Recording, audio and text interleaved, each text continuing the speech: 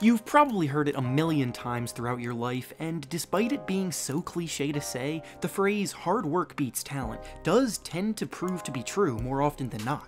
Especially in the world of sports, and basketball in particular, natural talent and gifted physical attributes can put you a step above the competition from an early age, but if you don't take the game seriously and continue to work towards improving yourself on a regular basis, then others will eventually pass you up. In the early 2000s, there was one player that proved this to be the case in a big way, being Gerald Wallace, and because of his hard work, made it to the NBA and at his peak, showed the potential to be one of the best players on both ends of the floor in the entire league. He was dynamic, he was versatile, and he was flat out good, but for a variety of reasons, he fell off as quickly as he rose, and as a result, we're left thinking, what if? I'll be going through all of the things that went into his basketball journey, but before we start, make sure to like the video and subscribe to the channel, as all support is very much appreciated. Now with that being said, let's begin. Gerald Wallace was born in a small town in Alabama called Sylacauga, home to a mere 12,000 people. He attended high school at Childersburg High School, which is by no means one of the national powerhouse schools you hear about all the time, like Oak Hill or Mater Dei, but Wallace was able to put them on the map.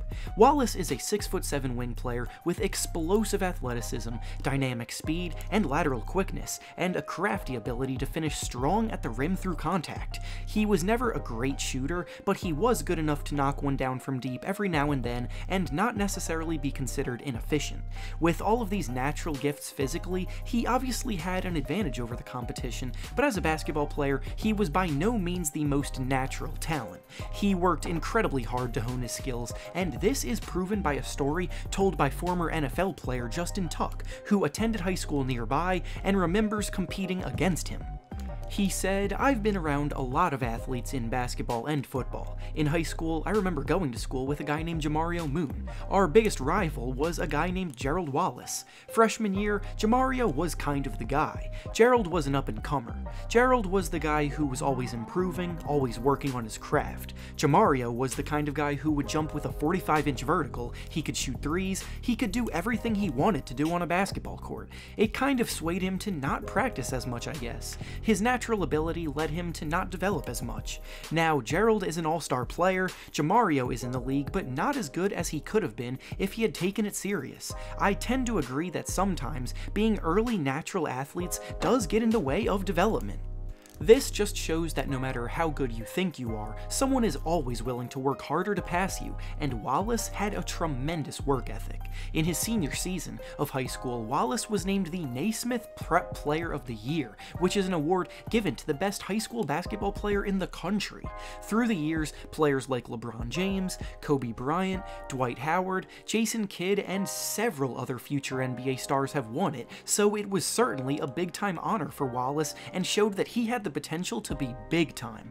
He committed to play for the University of Alabama, staying close to home instead of going to one of the big time basketball programs more known for pumping out NBA players, and in his first season there, he averaged a cool 10 points and 6 rebounds per game.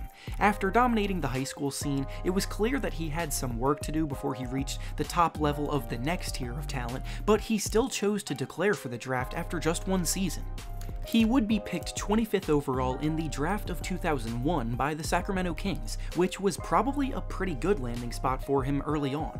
In the early 2000s, the Kings were at the peak of their team's days, having guys like Chris Webber, Mike Bibby, Peja Stojakovic, Vlade Divac, Hedo Turkoglu, and Brad Miller, so on a team with so many stars with intentions to make deep playoff runs, 18-year-old Wallace was the odd man out. In his first 3 seasons with the team, he barely played at all, occasionally showing flashes of potential, but as someone so young and still relatively raw, he couldn't break into the rotation of a contender. He was still working incredibly hard off the court, waiting for his moment to come, but that moment never came with Sacramento.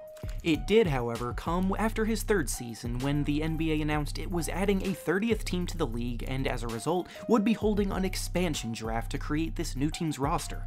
NBA teams were allowed to protect 8 players on their rosters to not be selected in this draft, and Gerald Wallace was not one of the 8 that the Kings kept, meaning that he was open to be selected by the Charlotte Bobcats. This would be exactly what happened, and now Wallace knew he had an opportunity to finally showcase what he's capable of on a consistent consistent basis after waiting so long on the bench. Early on, he established himself as an elite defender who was still a bit unpolished on offense, but his defense was definitely worth the hype.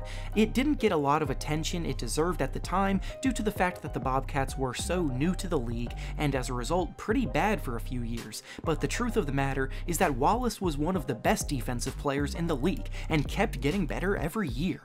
In his second season in Charlotte, he led the entire NBA in steals per game by snagging 2.5 of them per game, and he also blocked a whopping 2 shots per game, which are some absurd numbers for a wing player.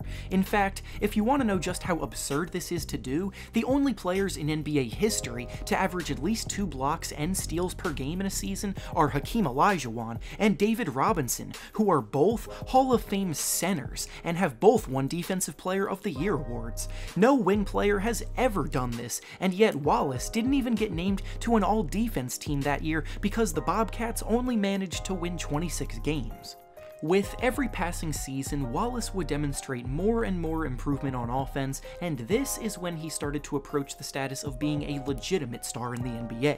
His scoring numbers in Charlotte improved in each of his first 4 seasons with the team, peaking at 19.4 per game, and what was also notable is that his free throw percentage improved from starting at 50% and getting all the way up to 80%. This shows even more just how hard of a worker he was on his game, because improving your jumper is not easy, and free throw percentage has historically been a good measure of how good of a shooter you can become. For most of his career, he was a below-average three-point shooter, but in 2010, he had his best season across the board, with several things factoring into it. The Bobcats acquired Steven Jackson at this time, and his presence took some of the offensive load off of Wallace, allowing him to focus more on the defensive end while also not having to force himself on offense. This resulted in him averaging a cool 18 points per game, while also having the most efficient season of his career, shooting 48% from the field and 37% from 3. This all culminated in him making his first All-Star game, and he was named first-team All-Defense, finally getting the proper respect he deserved, and the Bobcats also won 44 games and got the 7th seed in the playoffs, being the franchise's first ever playoff appearance. On top of all of this, the Bobcats actually had the #1 ranked defense in the entire NBA that year, and Wallace was a major reason why, being the engine that made them go and constantly disrupting plays and getting stops. They may have gotten swept in the first round by the Orlando Magic in the playoffs, but it was still progress, and the future looked bright. Unfortunately though, that would be the peak of the Bobcats as a team, with things falling apart quickly from that point on. Wallace was still good the next year, but not nearly as good, and midway through the 2011 season, he was traded to Portland, which sparked the beginning of the end of Wallace's career. He was only 27 years old in that amazing 2010 season, which is supposed to be the early part of your prime. So why did he fall off so hard after that? Well, the answer is something that I have yet to touch on, being his injury history. Throughout his career to that point, he got banged up a lot, with his playstyle relying heavily on his energetic, reckless play in which he would sacrifice his body for the sake of the team a ton, which would lead to him earning the nickname Crash because of this playstyle. He suffered 4 concussions, a separated shoulder, a collapsed lung, a fractured rib, and multiple leg and ankle contusions in his playing days, and they simply just wore him down.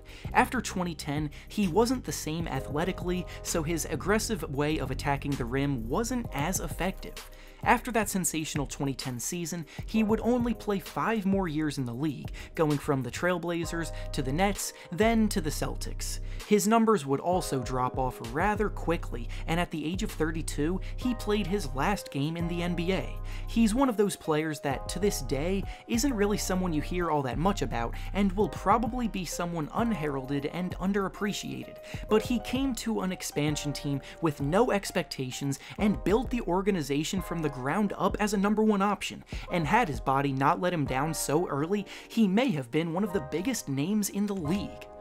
And with that being said, that's all I have for you today. Make sure to like the video, subscribe to the channel, and comment down below what you thought of Gerald Wallace's NBA journey.